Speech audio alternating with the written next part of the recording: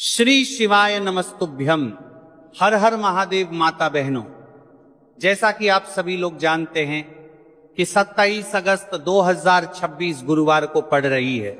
श्रावण माह की चतुर्दशी तिथि है और माता बहनों, यह वह गुरुवार चतुर्दशी तिथि है जो श्रावण मास में पड़ने वाली सबसे बड़ी तिथि है और इसका बहुत ही बड़ा और विशेष महत्व होता है। अगर कभी भी मौका लग जाए तो आप लोगों को 3 पिल्ले कनेर के फूल लेकर बहुत छोटा सा उपाय करना है। इन दोनों का संयोग बहुत ही कम आता है क्योंकि ऐसा दिन पूरे साल में सिर्फ एक ही बार आता है। और माता बहनों, आप सभी लोग जानते हो कि श्रावण मास गुरुवार चतुर्दशी तिथि का अगर सबसे बड़ा कोई उपाय है तो वह 3 कनेर के फूल वाले उपाय। तो माता बहनों, जिन लोगों ने इस उपाय को ना किया हो, मतलब पूरा साल निकल गया, उन्होंने किसी भी दिन इस पारी वाली कलने में 3 कनेर के फूल वाले उपाय को ना किया हो, पर माता बहनों, आपके पास एक आखिरी मौका का बचा हुआ है जो कि 27 अगस्त 2026 गुरुवार श्रावण मास चतुर्दशी तिथि के दिन है। तो इस दिन आप लोगों को इस वाले उपाय को जरूर कर लेना है। भले ही आपने पूरे महीने भर इस उपाय को ना किया हो, पर अगर आपने इस श्रावण माह के गुरुवार चतुर्दशी तिथि के दिन अगर इस वाले उपाय को कर लिया तो आपको इस उपाय को करने का वह फल मिलेगा जिसकी आपने कभी कल्पना भी नहीं करी होगी। इसीलिए आप लोग इस वाले उपाय को एक बार जरूर कर लेना है ताकि आपके हाथ से ये मौका ना जा सके और आपको इस उपाय को करने का फल मिलेगा। दोस्तों, ये उपाय पंडित जी ने अपनी अभी की ही श्री शिव महापुराण की कथा में बताया है। जिस उपाय को आज हम आपको बहुत अच्छे से समझाने वाले हैं, इस वीडियो को देखने के बाद उपाय को समझने के लिए आपको कोई और वीडियो को देखने की जरूरत नहीं पड़ेगी। तो चलिए माता बहनों, उपाय को शुरू करते हैं। देखिए, यह है इस 27 अगस्त 2026 गुरुवार श्रावण मास चतुर्दशी तिथि के दिन ये इतना खास होता है, इतना महत्वपूर्ण होता है। देखा गया है कभी कभी बड़े बड़े पूजा पाठ अनुष्ठान से जो कि मनोकामना पूर्ण नहीं होते, वहां श्रावण माह की गुरुवार चतुर्दशी तिथि के दिन एक छोटे से उपाय करने से ही आपकी मनोकामना पूर्ण हो जाती है। और बहुत सारे लोगों ने इस उपाय को किया भी है और उनको इस उपाय को करने का फल भी जरूर मिला है। अगर आप लोग भी इस उपाय को करना चाहते हैं तो आप इस उपाय को पहले अच्छे से समझ लेना, सुन लेना, उसके बाद करना। आपको इस उपाय का फल जरूर मिलेगा और इस उपाय को कर लेने से आपके घर में चाहे किसी भी प्रकार की दुख और समस्या क्यों ना चल रही हो, आपको उसका कारण भी नहीं पता है कि भाई ये समस्या किस कारण से चल रही है। उसका कुछ भी कारण हो सकता है, जैसे पितृदोष हो सकता है या किसी भी तरह का मंगल दोष भी हो सकता है। तो इस दिन आप लोगों को ये वाले उपाय कर लेना है। ये कैसा उपाय है? जिस उपाय को अगर किसी विशेष दिन पर किया जाए तो भाई उस विशेष दिन का जो है वो तो हमें मिलता ही मिलता है, पर हमने उस दिन पर इस उपाय को किया है तो हमें उससे भी बड़ा फल मिलता है और फल बहुत जल्द ही मिलता है क्योंकि आप इस उपाय को बहुत ही बड़े और विशेष दिन पर कर रहे हो। तो चलिए अब उपाय के बारे में बात करते हैं, लेकिन उससे पहले आप लोगों में को यह जानना आवश्यक है कि आखिर ये उपाय किस समय करना है, किसको करना है और कैसे करना है। तो चलिए हम आगे आपको वीडियो में एक एक कर बता देते हैं। लेकिन उससे पहले अगर आप लोग हमारे चैनल पर पहली बार आए या फिर मेरी आवाज आज पहली बार सुन रहे हैं तो हमारे चैनल को सब्सक्राइब जरूर कर लेना और इससे आपको वीडियो में देखते रहिए। वीडियो को लाइक करके कमेंट बॉक्स में श्री शिवाय नमस्तुभय ओम नमः शिवाय जरूर टाइप कर देना। तो माता बहनों, इस 3 कनेर के फूल वाले उपाय को हमें 27 अगस्त 2026 गुरुवार चतुर्दशी तिथि के दिन कैसे करना है, किसको करना है, किस समय करना है और कहां पर करना है, ये सारे सवालों के जवाब आपको इस वीडियो में मिल जाएंगे। और जो ये वीडियो देखेगा भाई, उसको 3 कनेर के फूल वाले उपाय जरूर करना चाहिए क्योंकि इस दिन 3 कनेर के फूल का भी बहुत ही बड़ा और विशेष महत्व होता है। और जब बात आ जाए 3 कनेर के फूल वाले उपाय की तो ये सोने पर सुहागा वाली बात हो जाती है और ये एक बहुत ही बड़ा उपाय होता है। अब माता बहनों, इस 3 कनेर के फूल वाले उपाय को आखिर करना किसको है? सबसे पहले हम लोग वह बात जान लेते हैं। तो देखो, घर की जो बड़ी माताएं बहनें होती हैं, उन आपके बाद बहुत बड़ी माताएं हैं। माताओं बहनों में से कोई भी एक बड़ी माता बहन इस वाले उपाय को कर सकती हैं। और माता बहनों, अगर आप चाहे तो अपने घर में से सभी सदस्यों को भी इस उपाय को करवा सकते हैं। अगर किसी व्यक्ति की खुद की कोई मनोकामना है, खुद की कोई दुख और परेशानी है जो कि वो अपने लिए ही करना चाहता है, इस वाले उपाय को तो वो खुद अपने लिए भी कर सकता है। बाकी अगर कोई घर में से ऐसा है जो कि अपने पूरे घर परिवार की सुख और शांति के लिए ये वाले उपाय करना चाहता है, तो भाई वो भी कर सकता है। हो सकता है उसमें भी कोई दिक्कत वाली बात नहीं है। कहने का मतलब यह है कि इस उपाय को हर एक सदस्य भी कर सकता है और पूरे घर परिवार के सदस्य के लिए घर की बड़ी माताओं बहनों में से कोई एक माता बहन भी कर सकती है।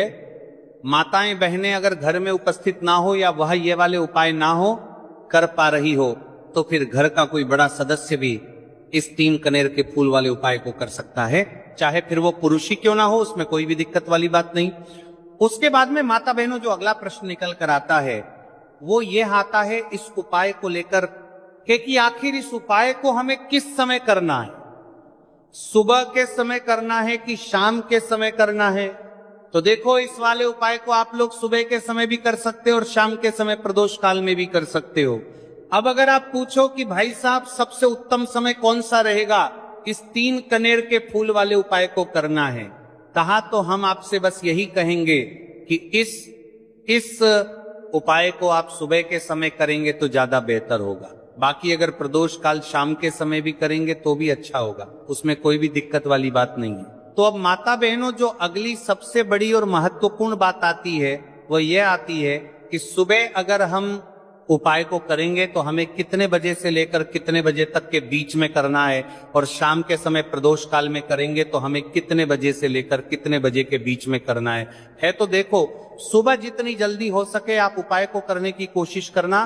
बाकी अगर किसी कारणवश लेट भी हो जाओ, थोड़ी देर भी हो जाए, तो 10 या 11 बजे तक भी आप उपाय कर लेना, और 12:00 बजे से ज्यादा देरी ना हो, ठीक है, इस बात का ध्यान रखना। उसके बाद में भक्त अगर शाम के समय प्रदोष काल की बात करें, प्रदोष काल का जो समय है होता है वह शाम के 6:00 बजे से शुरू हो जाता है। मतलब शाम के 6:00 बजे से लेकर 7:00 बजे के बीच का जो समय होता है, ये समय प्रदोष काल का समय होता है। तो आप इस उपाय को 7 या 8:00 बजे के बीच में भी कर सकते हो। मतलब शाम के 6:00 बजे से रात 8:00 बजे के बीच में आप कभी भी इस वाले उपाय को कर सकते हो, उसमें कोई भी दिक्कत वाली बात नहीं है। अब देखिए, यदि हम किसी भी प्रकार के उपाय को निश्चित दिन और निश्चित तिथि पर करते हैं तो इसका हमें बहुत अधिक लाभ मिलता है, और इन उपायों को करने के बाद हमारे जीवन में बहुत अधिक परिवर्तन आता है। साथ ही साथ ये जो उपाय है आपके जीवन की सारी परेशानियों और सारी बाधाओं को दूर करने वाले हैं। तो माता बहनों, आज के इस पूरे ही वीडियो में हम आपको 3 चमत्कारिक उपाय बताने वाले हैं, और ये तीनों ही उपाय बहुत ही खास और बहुत ही ज्यादा विशेष होने वाले हैं। तो चलिए जानते हैं सबसे पहले उपाय के बारे में। तो शत्रुओं ने अगर आपको भी परेशान कर रखा है तो 3 कनेर के फूल वाले बहुत ही छोटा सा उपाय आपको करना है।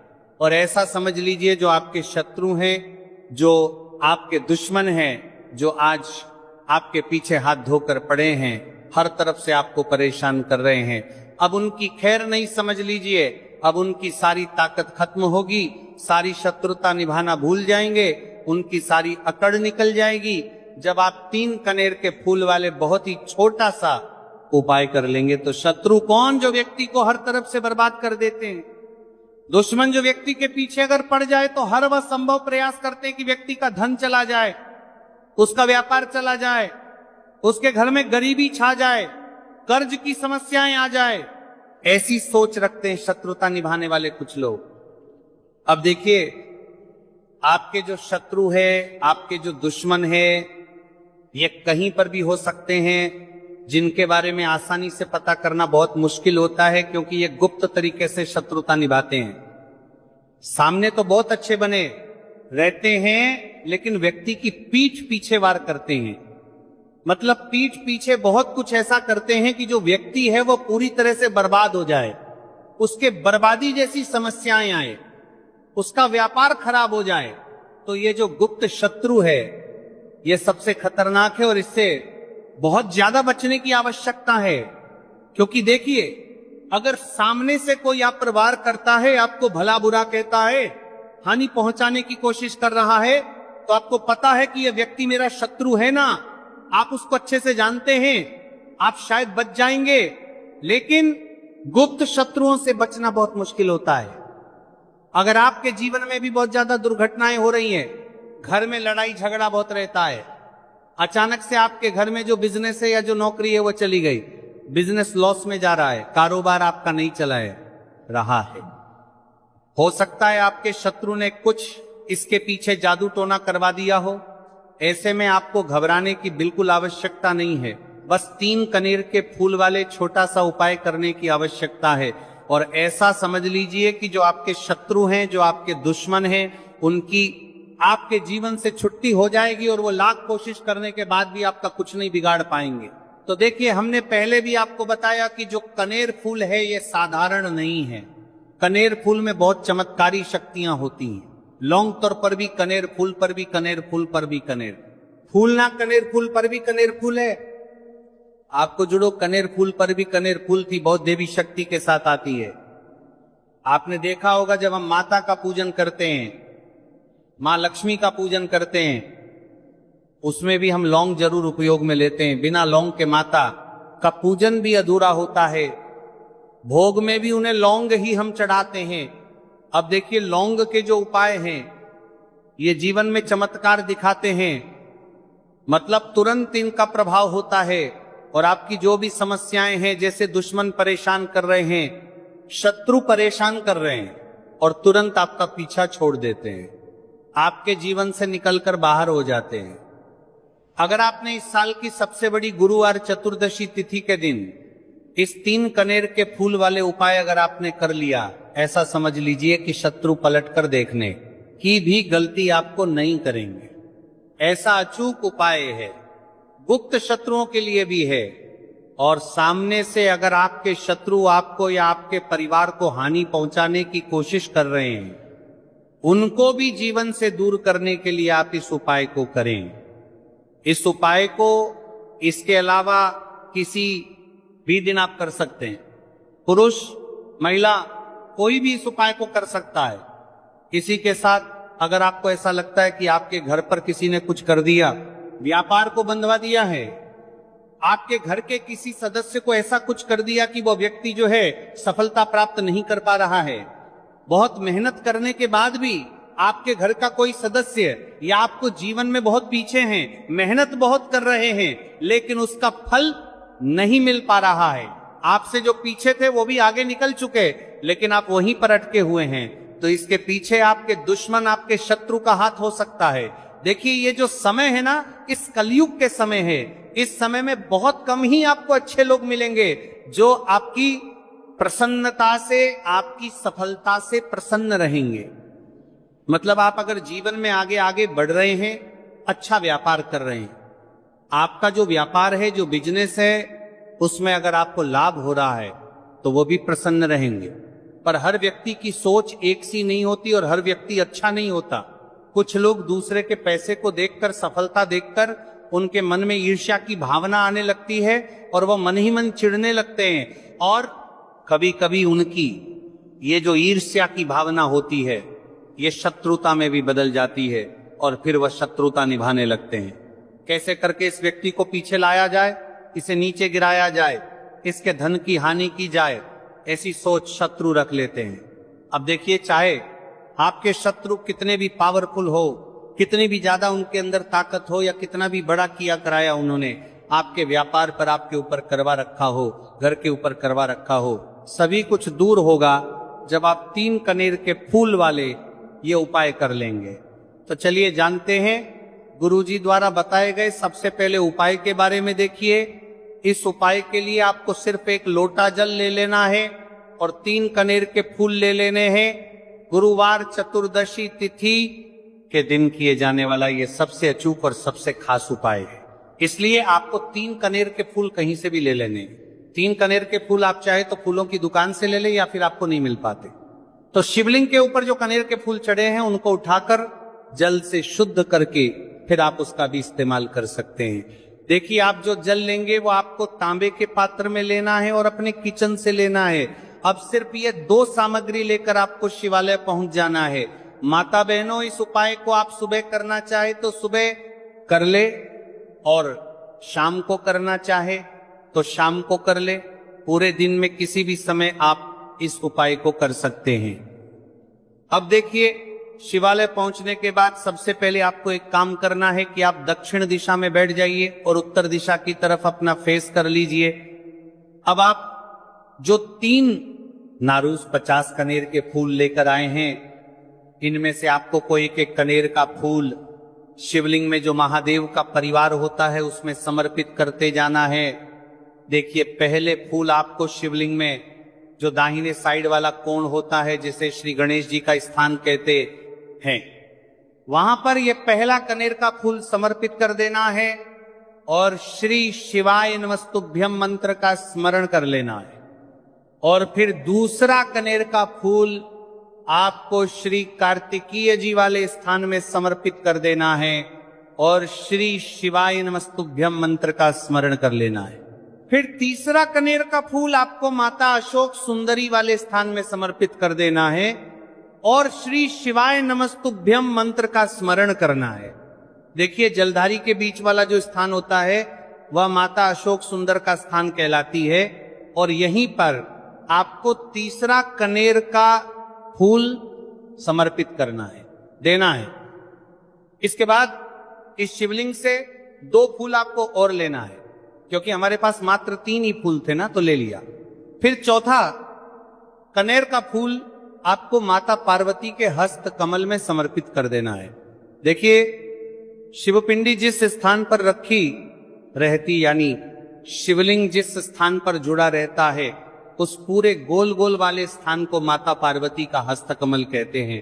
और चौथा कनेर का फूल आपको यहीं पर समर्पित करना है और श्री शिवाय नमस्तुभ्यम मंत्र का स्मरण कर लेना है। इसके बाद आपको 5वां कनेर का फूल शिवलिंग के ऊपर समर्पित कर देना है और महादेव से अपनी मनोकामना बोल देनी है। देखिए, ये उपाय उन लोगों को करना है जिनकी कोई विशेष मनोकामना है जो अभी तक परिपूर्ण नहीं हो पा रही है। बहुत सारे उपाय कर चुके हैं, बहुत सारे टोटके कर चुके हैं, तो मैं कह रहा हूं कि ऐसे लोगों को यह विशेष उपाय गुरुवार चतुर्दशी तिथि के दिन जरूर करना चाहिए। 5वां फूल समर्पित करते हुए, यानी शिवलिंग के ऊपर रखते हुए आपको अपनी मनोकामना बोल देनी है और ये फूल शिवलिंग के ऊपर समर्पित कर देना है।